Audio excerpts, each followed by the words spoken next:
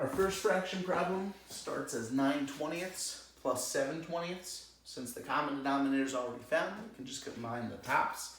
7 plus 9 gives me 16 over 20. And now I want to say what goes evenly into both 16 and 20. While 2 does go in evenly, that's not the largest thing that goes in. The largest thing that goes in is 4. 4 times 4 gives me 16, and 4 times 5 gives me 20. So if I get rid of the 4's, I'm left with 4 over 5, or 4/5. In problem 2, 1 plus 3 gives me 4 total out of 8. Again, I can reduce this fraction. This is really 4 times 1 divided by 4 times 2. So I'm left with 1 over 2, or 1/2 is my final answer. In problem 3, I don't have a common denominator. I need to find a way to make 12 and 4 look the same. The way to do it is to multiply the second fraction by 3 over 3. So the first fraction stays as 1 over 12. 3 times 3 gives me 9.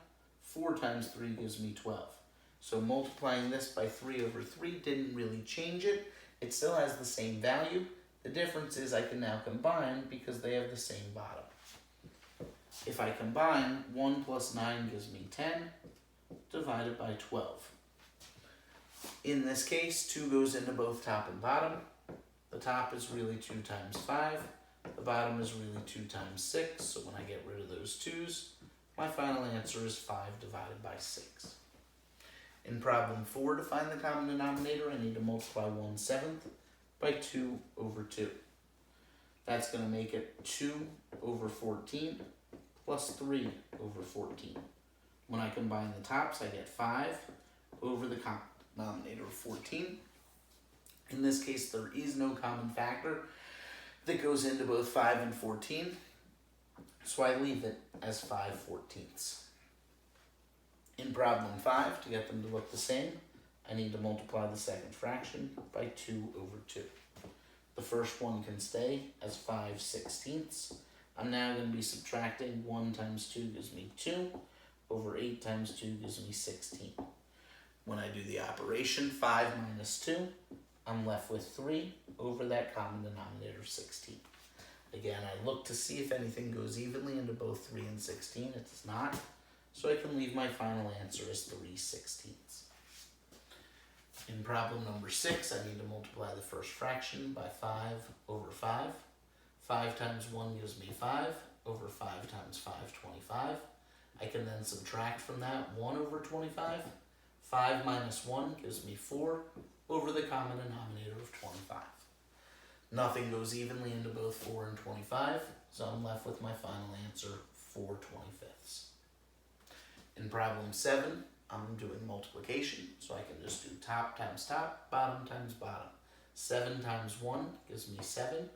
8 times 6 gives me 48. It's close because 7 does go into 49 evenly, but 48 and 7 have no common factors. So I can just leave my answer as 7 divided by 48. In problem 8, I'm doing the top first, 3 times 3, that gives me 9. On bottom, 7 times 4 gives me 28. And again, this cannot be reduced. 9 divided by 28 is my final answer. When I move on to problems like 9 and 10, they're eventually going to work like the multiplication problems I did in 7 and 8. I just need to remember that to turn them into multiplication, I keep the first fraction the same. I change division to multiplication by flipping the second fraction. When I say flipping it, what is on bottom now moves to the top. What's on top now moves to the bottom. So this used to read 1 over 4. It now reads 4 over 1 when we switch it from division to multiplication. When I multiply the tops, 1 times 4 gives me 4. When I multiply the bottoms, 16 times 1 gives me 16. This can be reduced. 4 goes into both. 4 goes into 4 one time. 4 goes into 16 4 times. So my final answer is 1/4. For problem 10, I'm going to leave the first fraction the same, 9 divided by 50. I'm going to trade the division sign for a multiplication sign. The way I'm going to do that is by flipping the second fraction. What used to be 3 over 10 is going to become 10 over 3. If I now multiply, 9 times 10 gives me 90.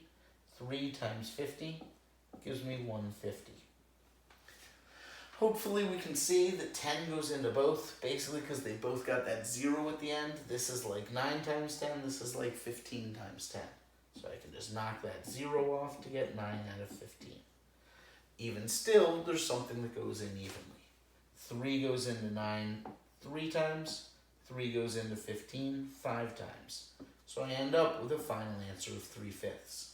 I could have gotten there in one step if I saw that 30 went into top and bottom, but you don't always have to find the largest number.